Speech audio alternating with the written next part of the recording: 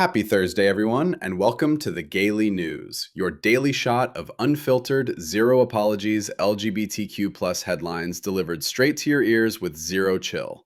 I'm your host, Elliot Bright, and tonight we're serving extra spice because apparently some people still need reminding that our rights aren't up for polite debate.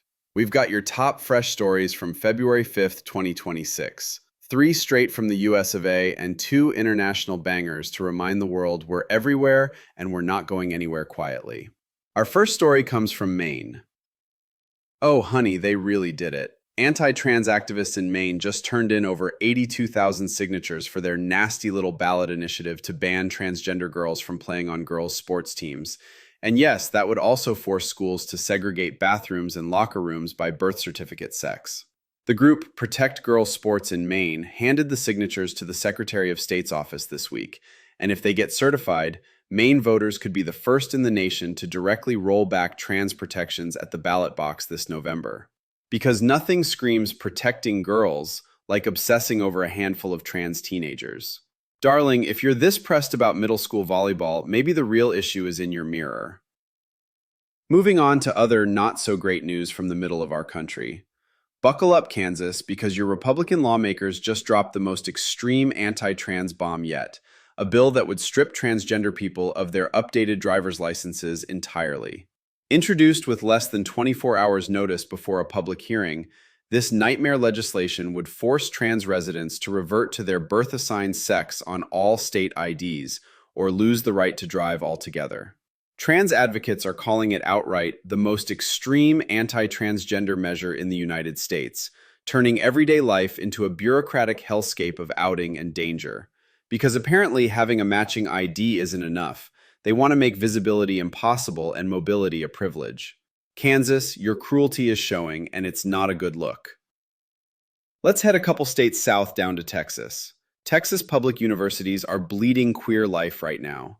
2 years after the state forced anti-DEI policies down everyone's throat, at least 12 queer resource centers and programs have been completely shut down across campuses, with more than 100 staff members laid off or transferred out. Entire communities, support groups, counseling, safe spaces, pride offices are just gone. Students are saying their campuses feel ripped apart, hostile, and unrecognizable. This isn't budget trimming, darlings. This is deliberate erasure dressed up as policy reform. Texas Republicans didn't just defund diversity, they defunded survival. And just when things were getting really depressing, let's take a deep breath and take a trip across the ocean. Switching to something that actually makes the heart grow 3 sizes. Swedish skier Ellis Lundholm is about to make history as the first openly trans athlete to compete in a Winter Olympics. The trans man will compete in the women's category at the upcoming Milan Winter Games, and the queer count is already at record highs with 44 out LGBTQ athletes set to take the ice and slopes. While some countries are still trying to ban us from sports, Sweden is out here saying, "Watch this. Iconic, powerful. Take notes, America." And finally, in the UK, the English Premier League just dropped a whole new LGBTQ plus inclusion initiative after ditching their old partnership with Stonewall.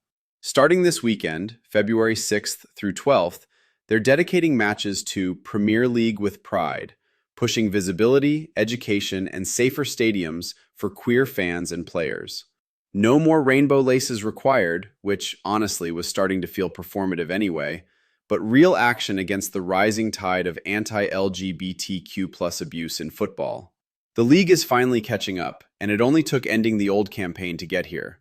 Better late than never, boys. Now keep the energy.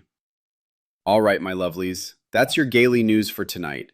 Sharper, saltier, and still 100% queer. Keep your heads high, your middle fingers higher, and your community close. You can now listen to us on YouTube as well. More still to come. Soon we'll be everywhere. This is Elliot Bright for the Gaily News, signing off. Stay dangerous. See you tomorrow.